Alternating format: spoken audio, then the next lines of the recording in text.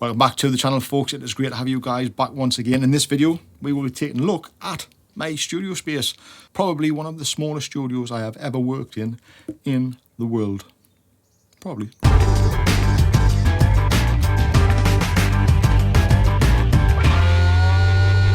I did post on the community forum asking if you would like to see a tour of my home studio space.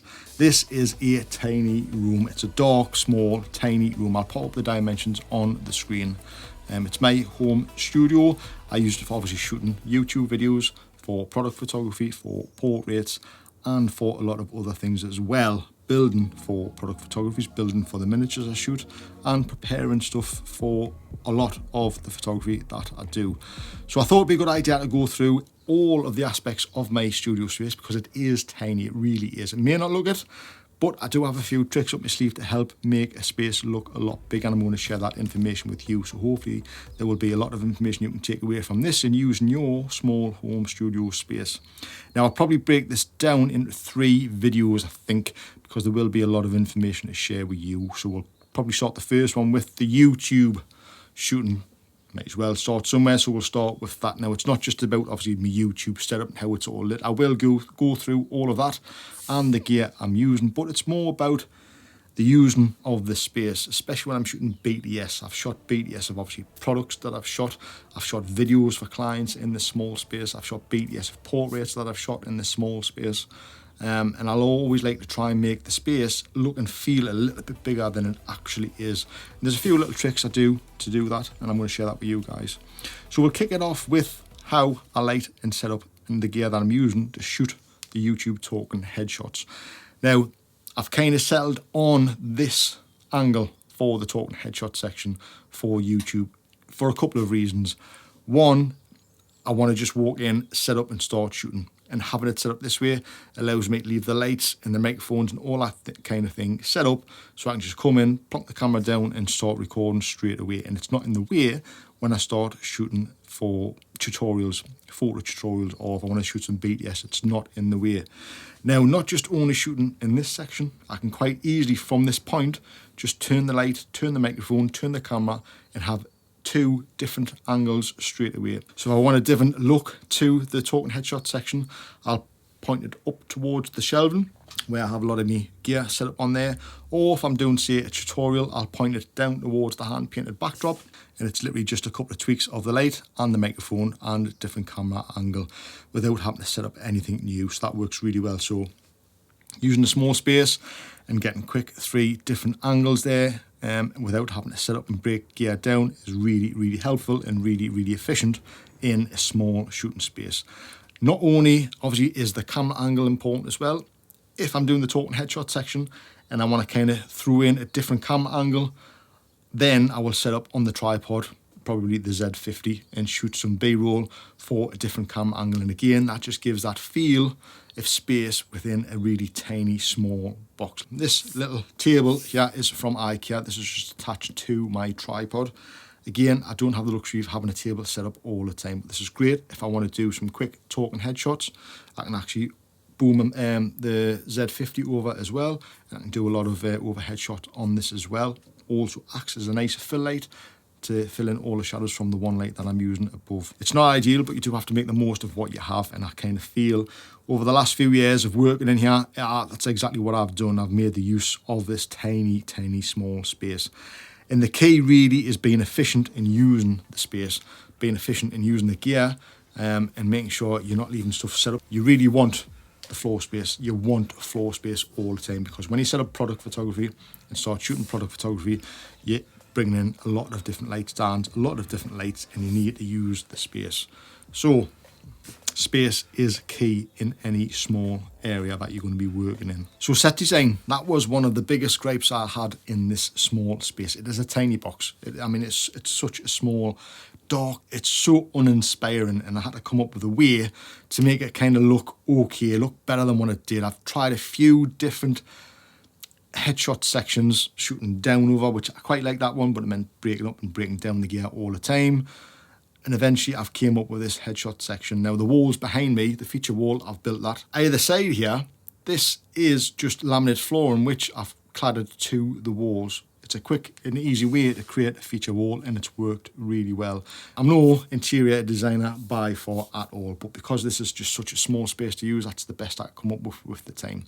I do plan on the back wall possibly changing that to the same cladding at this moment in time. I've literally got that all covered in soundproofing, acoustic tiles, dampening the reverb in the room. Does work really well, but I don't think I need to do that. I think if I can just clad that, make the room look a little bit brighter and add soundboards to it, that'll work just as effective. Now in the corner of the studio is a section where is kind of unfinished, but I have that kind of covered in a curtain, which works really well actually.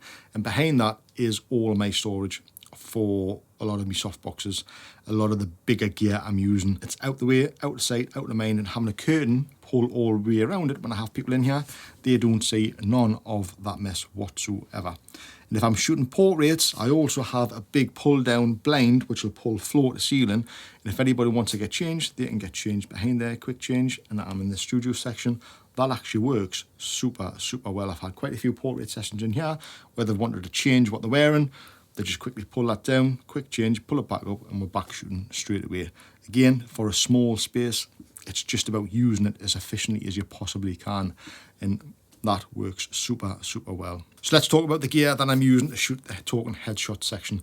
The camera that I record the videos on, most of the talking headshot section, is the Nikon Z6 II. I'll shoot with the 14-30 because it gives a nice wide angle perspective, and it's in touch and distance as well. I'm using the Rode Mic Pro Plus. Had that for a couple of years now, and that's boomed just over. You can probably just see it there, just out of camera. And the light I'm using is the Pixel Pro Mark II 100D, and that is in a 90cm octobox, and that is gridded just so the light falls just on me and on the background. So that is really the talking headshot section. But like I say, if I do get bored of this angle, I can quickly turn the camera, point that way, have myself a completely different look to the background, or have something simple and have a different look to the background. And yet again, using the hand-painted canvases down that way. Now, if I want to shoot, say, a tutorial, or I want to walk away from this section, I tend to use the Rode wireless system. The microphone works really well with the Rode mic, I find, and that works well in this studio. So shooting B-roll as well is a big thing in this studio as well, because when I'm making videos, I need to try and make them not so boring. I did struggle quite a bit. I still do struggle with that, especially when this is just a small box that I work in. I mean, there's no windows, there's nothing exciting in this room at all. It's such a boring room. I'll be 100% honest with you, it does not fill you with any kind of inspiration. And that's why it's all lit with LED lights, because obviously there's no natural light coming in. I've had to try and light it to make it look a little bit more interesting. And these are just standard LED lights that you can buy. They're all wired in. I've lit the background as well. That gives a little bit of separation, a little bit of key light here, and that's coming from the Glow Pad 450, which is over there on the left hand side, and that just gives a little bit more light on this side, but also lights that section of the frame that you see as well. Makes it look a little bit more interesting. Took us a while to kind of settle on this. I did have a lot of different angles that I shot at. Some I liked, some I didn't like. One of the angles I did like was shooting straight down.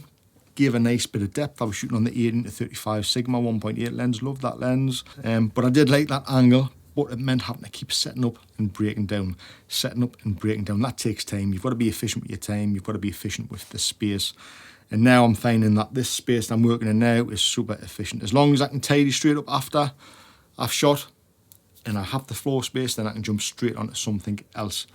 Now, storage is key, but that's going to be another video. And this feature wall behind me was essential in making this small space work as well. And that's probably my favourite section of this small home studio. It really is probably one of the most used sections as well. But I will cover that in another video. I just wanted to kind of show you guys how I'm able to set up and shoot these talking headshot sections, and how I try and make them a little bit more interesting as well. Now, shooting on the wide angle lens, the 14-30 lens, I find, obviously, shooting wide angle lens does give that feel of space as well when I'm shooting. But if I do put stuff in front of the lens as well, whilst I'm shooting, if I'm doing a nice little pan across, again, it gives a little bit more feel of a depth and space in what is really a small studio.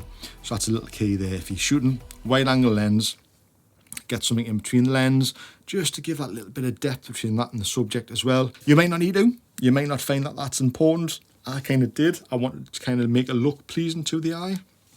I think I just want to learn a lot more about video as well, which I have done. I've learned a ton about video, still got a ton more to learn. But I'm finding that in this small box over the last few years, where I've shot pretty much all of my YouTube videos, I've had to try and be as creative as possible. Sometimes they're just plain and boring, there's no getting away from it. Like I say, this is just a basic, plain, boring, square room, which I've tried to light and make look a little bit better for the purpose of YouTube. I hope it comes across like that. You guys can let me know in the comments below whether you think it does or not. But that's the best I can do in this small space. I'm hoping you guys can take a lot away from this video and use in your small setup as well. But I will be covering in more videos. Obviously, we went through the YouTube setup. I'll be covering, obviously, storage, like I say, because that is super, super essential in using a small area. I'll be also covering, obviously, product photography, using the space for portraits as well. What can I shoot? What can't I shoot? I don't regret having this space now. I've made it work. It is efficient, and it doesn't cost me a penny. I can now use this as and when I need to. I don't have to pay any rent. I don't have to hire a studio. If I did have a bigger project to do, happily go out and hire a studio, not a problem. That's then incorporated within the price that I give to the client. So I don't have to actually fork out anything. I don't have any overheads, which is really, really good. And that's how I like to work. So there you go, folks. That is it for the first video in this series. Just wanted to cover the main aspects of shooting the YouTube videos, how I've set it up. I hope you found that useful. I hope you have. If you haven't, just let us know in the comment below. If there's anything else you want to see, anything else you want us to add, anything else that I've missed, because I may have missed a lot of stuff that I just take for granted that you guys kind of want to know about. So just let me know in the comments below. The other videos that I'm going to do, I think you'll find really interesting because, like I say, I have absolutely worked this small space to the last very inch. I cannot really work it anymore, and it works super well for me. So I'm hoping you guys can stick around to see them. And if you're not already subscribed, consider subscribing to the channel so you don't miss those videos. And with that being said, thank you very much for being here and watching the video, and I will see you guys in the next one. See you then.